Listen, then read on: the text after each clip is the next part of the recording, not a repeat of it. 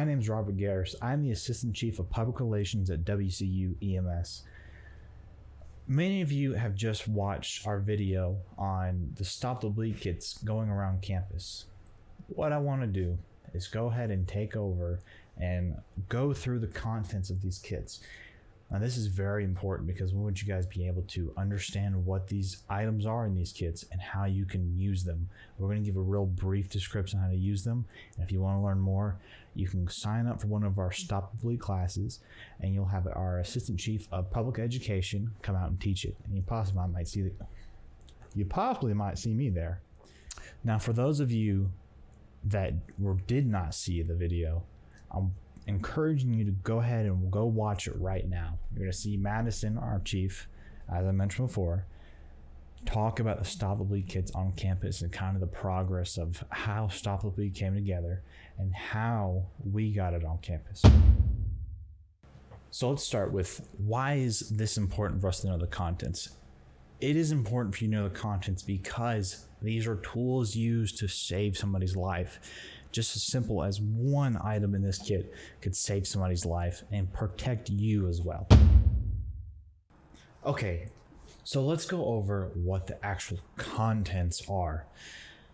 We'll kind of break it down into kind of top where this is what you use first, and then kind of bring it down, and then we'll get to the miscellaneous stuff that's in there that has different uses or just instructions, which there's instructions in there.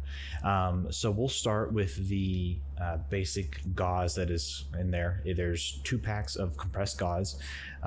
This gauze is obviously, like I said, it's compressed, so you have a whole lot in there. This is really used for whenever you have deep wounds, so you have to pack the gauze in there. And yes, I mean actually pack the gauze in there. So make sure you get that nice and deep in there, but try not to open the wound anymore by doing that. Next, we'll go into the responder emergency trauma dressing. So this is a big stretchy bandage with right in the middle a big like square of fabric that's that's the actual bandage. That's the part you're going to put over the wound, and then you wrap the other parts around and that holds it in place. But you also need to apply pressure, and this goes the same for the gauze. You need to apply pressure, and I mean firm pressure, hard pressure, like so your drug dealer like, hey, do drugs, like that kind of peer pressure.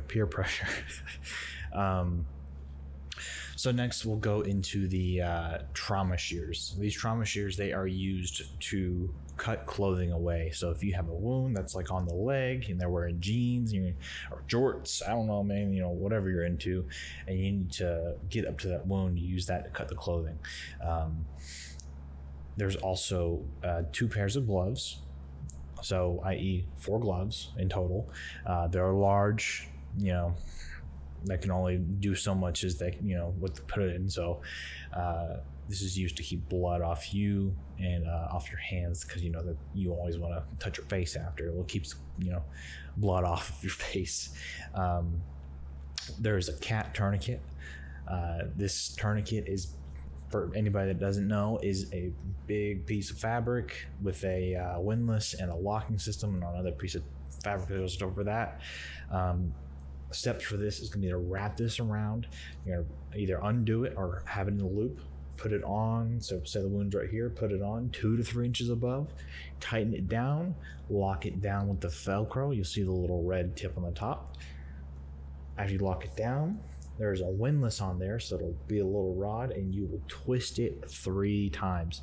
If you go more than 3 times, then you did not tighten it enough. If it's less than 3, and you can't get it tight anymore, then you did a really good job.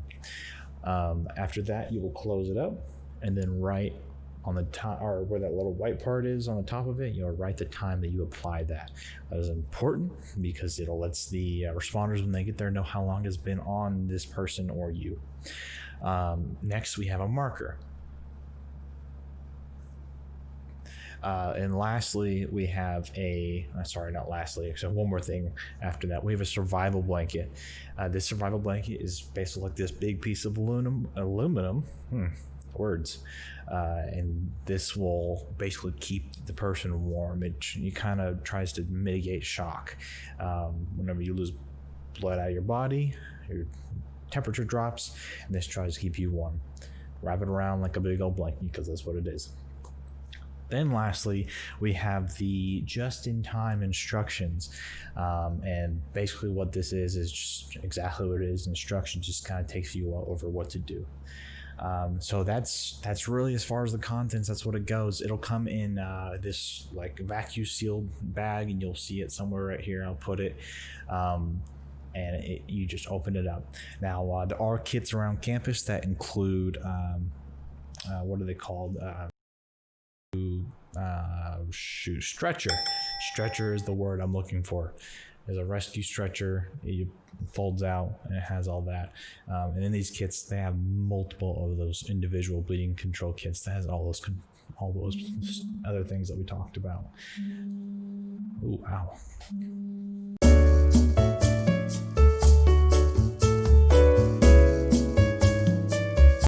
All right, guys. I think that's. Yeah. That's all I've got. Go ahead. Obviously leave us a subscription, leave us a comment, give us a thumbs up on this YouTube channel. And if you guys are always interested, we have an Instagram and Facebook, which will also be in our description. Thank you guys for watching. Remember, you guys need to make sure you're wearing your mask. Make sure you're taking care of yourself. Don't forget about the everyday things. It's very important that you care about yourself besides worrying about COVID. We love you guys. Stay safe. See you later.